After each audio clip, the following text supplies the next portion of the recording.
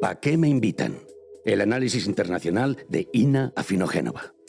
Bueno, los BRICS celebraron esta semana su 16ª cumbre en la ciudad rusa de Kazán. Delegaciones de 36 países, principalmente el sur global, y de 6 organismos internacionales se juntaron en el corazón de Rusia poquitas semanas antes de las elecciones de Estados Unidos, en medio de una guerra en Europa y un conflicto bélico sin precedentes en décadas en Oriente Próximo.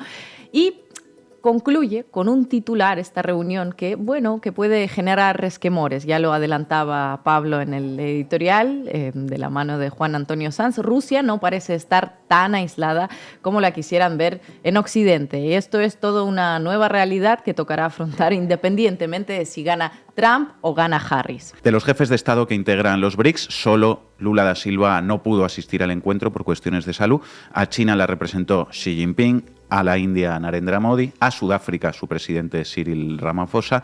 También estuvieron líderes de los países que se integraron en el grupo en 2024, Egipto, Irán, Etiopía y los Emiratos Árabes Unidos. En la foto del evento salen todos junto al anfitrión de la cumbre, Vladimir Putin, todo un desafío del sur global al orden mundial basado en reglas.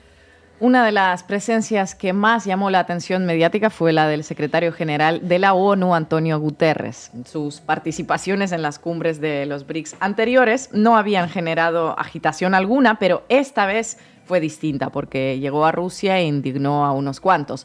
La Cancillería de Ucrania tachó su visita a Kazán de una elección incorrecta que perjudica la reputación de las Naciones Unidas, un pronunciamiento al que desde la ONU tuvieron que salir a responder con una serie de datos que matan su relato, que los países de los BRICS en su conjunto representan como la mitad de la población global, por ejemplo, por lo que el grupo tiene una importancia enorme para las Naciones Unidas, independientemente de dónde se reúnan sus representantes. La declaración final, de más de 40 páginas y 134 puntos, se centra en la situación en Oriente Próximo, Sudán y Afganistán, mientras que a la guerra de Ucrania se le dedica un párrafo. En el punto 36 dicen los firmantes que los miembros del BRICS tienen sus posturas soberanas en relación a Ucrania, sin especificar mucho más. Sin embargo, el tono general de la declaración es una apuesta por las negociaciones para resolver conflictos bélicos y una llamada a seguir los principios del Estatuto de las Naciones Unidas. Esta cumbre se ha convertido en la más importante en la historia del grupo por el número de participantes y líderes de Estado de África, Asia y América Latina. Y sí, independientemente de los resultados, que no parece que vayan a ser nada revolucionarios, la imagen del autócrata ruso rodeado de líderes de los países que representan a la mitad de la población del mundo, abriendo camino a un mundo multipolar y más justo, constata, sin lugar a dudas, el fracaso de la estrategia occidental de los últimos más de 2 años. No es que no hayan podido tumbar la economía de Rusia de Putin, como pretendían hacer en las semanas primeras tras la invasión de Ucrania, es que no han logrado tampoco aislar políticamente a la Rusia de Putin. A Putin, con su orden de la CPI, de la Corte Penal Internacional pendiente, le siguen estrechando la mano, le siguen hablando y le siguen teniendo en cuenta a muchos países. Y esto tiene consecuencias en lo político y en lo económico, algo que no se puede ignorar. Así es, para hacernos una idea de lo que es el grupo BRICS y cómo ha ido evolucionando y sobre todo por qué y con qué objetivos fue creado, vamos a una breve base de datos.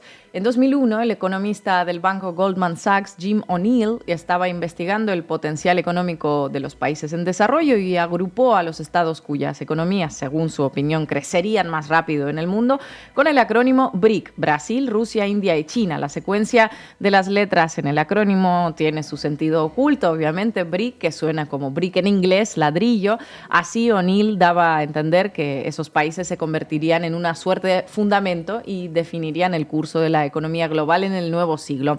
La primera reunión informal, que marca el comienzo del club, se celebró en 2006 durante la Asamblea General de la ONU en Nueva York, y en aquel entonces solo se trataba de 4 países. En 2009 convocaron su primera cumbre en la ciudad rusa de Yekaterinburgo, capital de los Urales, y a partir de entonces se han reunido anualmente para debatir sobre cuestiones de economía, geopolítica, cooperación, cultura, deporte y una larga lista de etcéteras. Pero, ¿qué es este grupo? ¿Cuáles son los objetivos de esas reuniones anuales, Manu? Bueno, es un club informal, en realidad, que actualmente agrupa a 10 estados en los que habita, lo decíamos antes, casi la mitad de la población del planeta y que concentra casi el 40% del PIB global.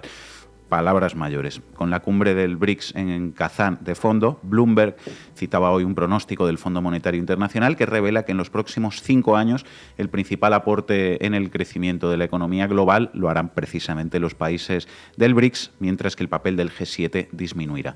China aportará un 22% del crecimiento global, la India otro 15%, Rusia y Brasil un 2% cada uno.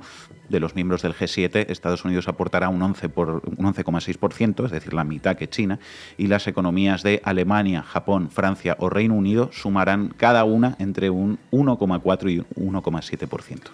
Sigamos con lo que es el BRICS, ¿no? No tiene una estructura estricta, no tiene estatuto, tampoco tiene programa claro de acción. Se posiciona como una plataforma para la cooperación mutuamente beneficiosa, pero a todas luces parece una unión de países molestos con la hegemonía y con el orden mundial basado en las reglas que los de siempre imponen selectivamente al resto y en el que los de siempre violan esas reglas permanentemente. El formato del grupo BRICS no pone a los Estados miembros ante ningún dilema, no presiona, simplemente invita a un diálogo que tiene que dar como resultado un mundo más justo, un mundo sin imposiciones, sin presiones, sin sanciones, un mundo en el que haya cooperación de igual a igual. Eso, digamos, sobre el papel. Antes de 2024, solo 5 países formaban parte de este grupo. A Brasil, Rusia, India y China se les sumó Sudáfrica en 2011, pero a partir de enero de 2024, como decíamos, el grupo empezó a ensancharse. Emiratos Árabes Unidos, Irán, Etiopía, Egipto y Arabia Saudí. Argentina también había recibido una invitación formal para unirse y llegó a aceptarla mientras seguía gobernando Alberto Fernández, pero con la llegada de Javier Milei a la Casa Rosada, Argentina renunció a su participación, bueno, por eso de ser amigos solo del mundo libre, ¿no? Concretamente de Israel y Estados Unidos, por delante de cualquier otro país, aunque ahora se unió China a esta lista pese a su naturaleza comunista, por lo que sea. Por lo que sea, sí. Bueno, todos los países integrantes tienen un rasgo en común. Los une su estatus informal de ser países en desarrollo, ¿no? Países con economías que crecen rápido, pero con un nivel de vida de la gran mayoría de la población que todavía no es comparable con el famoso bienestar de los países desarrollados, que está cada vez más en riesgo, por otro lado. Después de su ampliación, el bloque pasó a constituir, como ya dijimos, un 40% del PIB mundial. La cifra es importante, pero de momento las iniciativas del BRICS no han influido sustancialmente en la situación en el mundo. Por poner un ejemplo, las decisiones que se toman dentro de la OPEP, Organización de Productores del Petróleo, repercuten directamente en los precios de los hidrocarburos y por consiguiente en los precios de todo. En el seno del BRICS se han planteado iniciativas que de momento no han tenido un papel decisivo para tumbar, por ejemplo, la hegemonía del dólar, que es uno de los objetivos no declarados, porque a nivel oficial los portavoces de BRICS declaran que les gustaría acabar con el uso del dólar como arma, ¿no? En 2023 se planteó crear una moneda en común de los BRICS para disminuir la dependencia global del dólar y el euro y fortalecer la soberanía económica. No es que existan planes de eliminar divisas nacionales y usar la del BRICS en lugar de rublos o reales o yuanes, sino que se crearía para los intercambios comerciales internacionales, así como para la financiación de proyectos de infraestructura y de industria conjuntos. Sin embargo, la jefa del Banco Central ruso decía en una reciente entrevista que la idea es sumamente compleja de aplicar y además no la comparten todos los integrantes, que esa es otra, la composición del grupo en sí, en el que está, por ejemplo, por un lado Irán y por el otro lado Arabia Saudí, o la India, que está a la vez en el BRICS, pero también es aliada de Estados Unidos y de Reino Unido. Puede haber integración, sí, pero hasta cierto punto.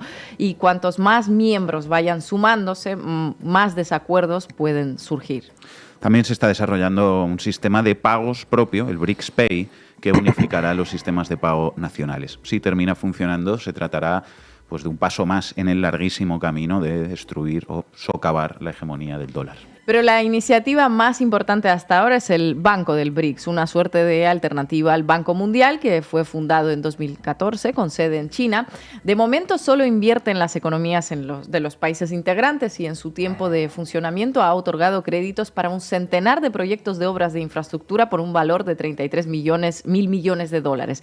En 2020, Sudáfrica pidió un préstamo de $1.000 millones para la lucha contra la pandemia.